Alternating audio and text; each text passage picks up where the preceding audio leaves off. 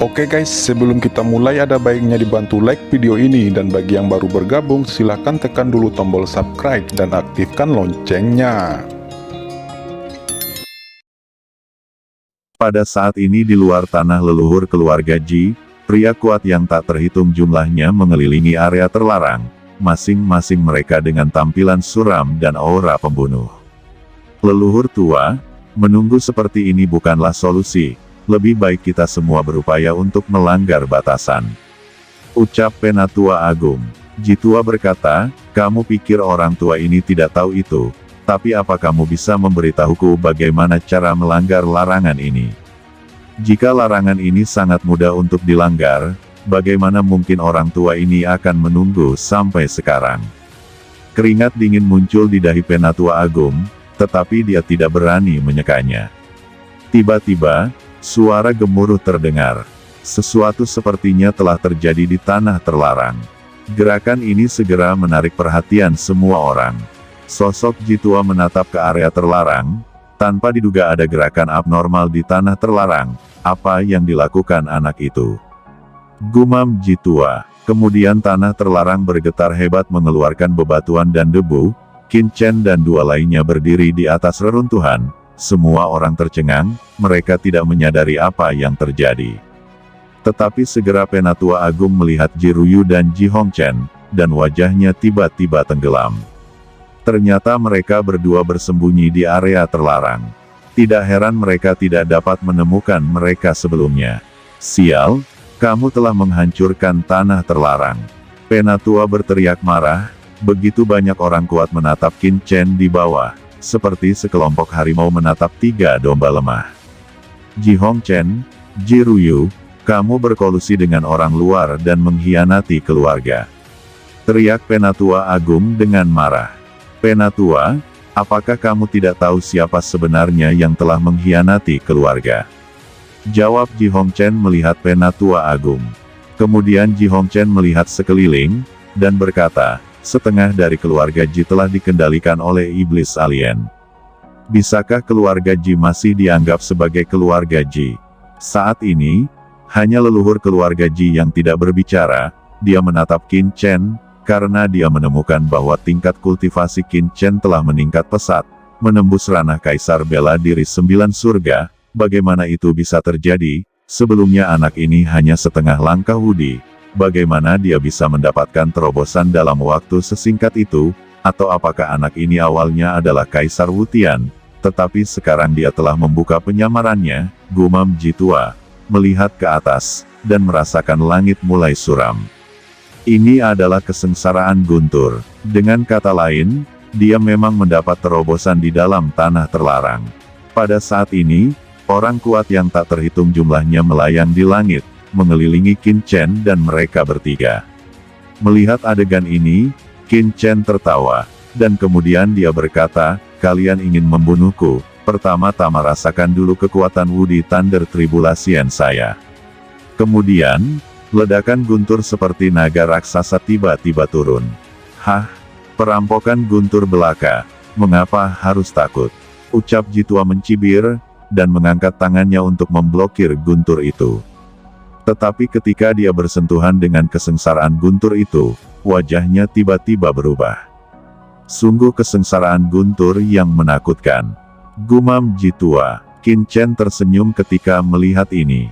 Bocah bau, jangan merajalela di sini. Jitua mengangkat tangannya lagi hendak meraih Qin Chen. Bagaimana bisa Qin Chen membiarkan Jitua menangkap dirinya sendiri dengan mudah? Pedang karat misterius langsung muncul di tangannya. Cahaya pedang bertabrakan dengan bayangan tangan raksasa, cahaya pedang pecah berkeping-keping dalam sekejap, dan Qin Chen terbang terbalik, darah melonjak di tubuhnya. Hati-hati, Ji Ruyu dan Ji Hongchen tiba-tiba berseru. Tetapi pada saat ini, Tetua Agung juga bergerak. Targetnya bukan Qin Chen, tapi Ji Hongchen dan Ji Ruyu. Mereka datang ke keduanya dalam sekejap dan ingin menangkap mereka. Pada saat kritis, Ji Hongchen bergerak, dan telapak tangannya yang ramping menjulur, menghalangi tembakan sesepuh. Ketika kedua kekuatan bertabrakan, Ji Hongchen mendengus, darah mengalir dari sudut mulutnya, dan Tetua Agung juga terguncang mundur ratusan meter. Ji Hongchen, jika kamu mau menyerahkan Jiruyu, lelaki tua ini bisa melupakan kesalahanmu, jika tidak, berhentilah menyalahkanku karena bersikap kasar. Jie, apa yang kamu lakukan dengan begitu banyak omong kosong dengan mereka? Suara dingin terdengar, dan Raja Iblis tidak tahu kapan dia muncul di sebelah Jiruyu, dan segera menyerang Jiruyu. Jiruyu mendengus dingin, seolah-olah dia memiliki mata di belakang punggungnya. Pedang penyegel muncul, dan pedang berhenti di Raja Iblis. Jie, sedikit keterampilan mengukir serangga. Ucap Raja Iblis jahat menyeringai, tidak memandang tembakan Jiruyu sama sekali, mengabaikan pukulan itu, tetapi ketika aura pedang menyerang, wajah iblis jahat itu berubah ketakutan. Dia memandang Jiruyu dengan takjub, tetapi tidak menyangka bahwa Jiruyu hanyalah seorang kaisar bela diri setengah langkah kecil belum lama ini. Sudah berapa lama sejak itu, kenapa kekuatannya menjadi begitu menakutkan? Gumam Raja Iblis tampak kesal. Qin Chen menarik napas lega ketika dia melihat Jiruyu memblokir serangan iblis abadi, tetapi ekspresinya masih sangat serius. Dia berteriak, "Semuanya, jika kalian masih memiliki hati nurani dan tidak ingin dibunuh, tolong putuskan hubungan dengan leluhur keluarga Ji ini dan tinggalkan tanah leluhur. Jika tidak, jangan salahkan saya karena tidak mengingatkan sebelumnya." Semua orang di lapangan saling memandang dengan tatapan curiga. Apakah mereka salah dengar? Banyak orang tertawa. Ini adalah lelucon terbesar yang mereka dengar akhir-akhir ini. "Nak, berhenti bicara omong kosong. Hari ini adalah waktu kematianmu," ucap Penatua Agung. "Ruyu, mulailah melintasi kesengsaraan guntur," ucap Qin Chen berteriak pada Jiruyu. Jiruyu baru saja menembus ranah Kaisar Bela Diri 9 Surga, tentu saja dia perlu mengatasi kesengsaraan guntur untuk sepenuhnya mengkonsolidasikan kultivasinya. "Baiklah," ucap Jiruyu mengangkat kepalanya, napasnya juga terjalin dengan awan kesusahan di langit. Tiba-tiba, langit menjadi gelap gulita, dan awan kesengsaraan yang tak berujung bergegas, bergemuruh, langit guntur meraung keras, sepertinya dewa sedang marah. Saat berikutnya, cahaya guntur yang tak berujung mengalir turun. Ini bukan satu atau beberapa, tetapi lusinan guntur jatuh dalam sekejap. Langit diterangi oleh cahaya guntur yang tak berujung. "Tidak, aktifkan arai besar segera," teriak Ji tua tiba-tiba. Seluruh kota kuno tampaknya telah dihidupkan kembali oleh kekuatan misterius, mengubahnya menjadi kota yang tidak dapat dihancurkan. Bahkan kekuatan guntur yang menakutkan itu tidak dapat menembusnya. "Wah, kamu sangat kejam, kamu ingin menggunakan kesengsaraan guntur untuk berurusan denganku. Itu konyol. Ibu dan kakekmu belum lahir saat aku menggunakan trik ini," ejek Ji tua tertawa terbahak-bahak, matanya ganas. Qin Chen tersenyum dan berkata, "Ruyu, buka batasannya, aku ingin tanah leluhur keluarga Ji ini menerima guntur langit." Jiruyu mengangguk, dia mulai bergerak mendesak slip batu giok yang ditinggalkan oleh Ji Wuxu sebelumnya, menutup seluruh batasan kota kuno. Di sekitar kota kuno, arai kepunahan 5 elemen menghilang dalam sekejap. Ji tua sangat marah, dia ingin memulai kembali formasi besar, tetapi itu tidak berguna. Kontrol formasi dikendalikan oleh kekuatan yang tidak dapat dijelaskan, dan dia benar-benar kehilangan kekuatan kontrol.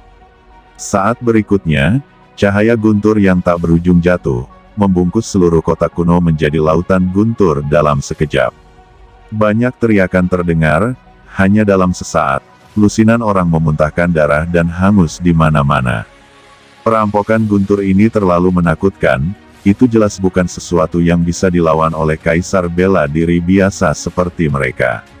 "Nak, kamu mencari kematian," teriak leluhur keluarga Ji marah dan sosoknya bergegas menuju Qin Chen. Pedang karat misterius melonjak ke langit dan muncul di depan Ji tua. Pada saat kritis, Ji tua merasakan tubuhnya bergetar liar. Setelah tabrakan itu, Ji tua terbang ratusan meter jauhnya. Bagaimana itu mungkin? Ji tua terkejut, kekuatan aturan yang digunakan Qin Chen ini terlalu menakutkan, dan melampaui aturan yang dia pahami. Qin Chen tertawa. Saat berikutnya, guntur langit ungu gelap jatuh, membenturkan seluruh kota kuno. Larangan iblis alien pun akhirnya benar-benar runtuh. Jeritan tak berujung terdengar, banyak Wu di tahap awal tidak dapat menahan, dan langsung meledak, menghilang menjadi abu. Qin Chen berjalan di langit, seperti dewa yang bertanggung jawab atas hukuman, memegang tombak guntur dan kilat, kemanapun dia pergi, ada guntur. Cahaya guntur yang berkobar membanjiri segalanya dan hampir memasak orang-orang di sekitarnya. Di antara semua orang, satu-satunya yang tidak terluka adalah leluhur keluarga Ji, tetapi dia tidak berani lagi menyerang Qin Chen. Tidak, jika ini terus berlanjut, para murid dari keluarga Ji Ku akan hilang semua. Gumam nenek moyang keluarga Ji sangat marah. Dia tidak bisa menahan diri lagi. Manik laut darah ditampilkan untuk pertama kalinya, seluruh kota kuno diselimuti oleh sejumlah besar lautan darah. Lautan darah ini muncul di kepala banyak penjaga dan murid keluarga Ji untuk melawan guntur yang tak ada habisnya ini. Guntur langit meledak, membombardir lautan darah. Seluruh lautan darah tiba-tiba mengamuk. Ji tua terlihat pucat, memacu manik-manik laut darah dengan gila-gilaan, melawan kekuatan guntur. Qin Chen mencibir, sosoknya berkibar, mendekati Ji tua.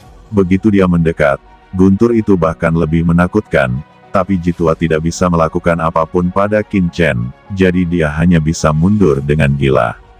Di sisi lain, Ji Ruyu juga menderita guntur yang mengerikan.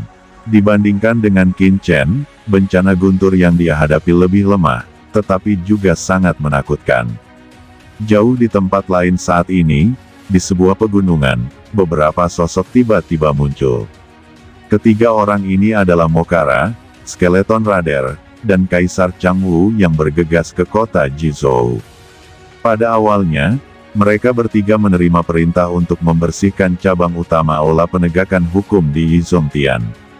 Saat ini basis kultivasi ketiganya sudah meningkat pesat, dan mereka bersiap menunggu instruksi Qin Chen selanjutnya. Oke teman-teman, terima kasih sudah menonton. Jangan lupa like, komen, dan subscribe.